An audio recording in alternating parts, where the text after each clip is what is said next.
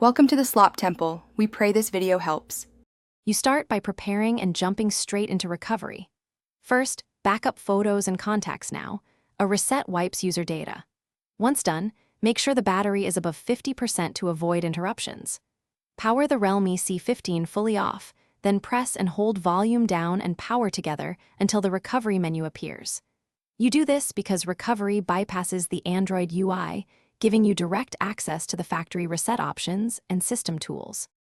You navigate the recovery menu using the volume keys, press power to choose. Select Wipe Data or Factory Reset. This is the core action that erases apps and settings. When asked to confirm, read the prompt and confirm so the process can begin. This prevents accidental wipes. If you want a cleaner result, also choose Wipe Cache Partition to remove temporary files. It speeds up the first boot. You do this because cache and residual settings can cause post-reset instability.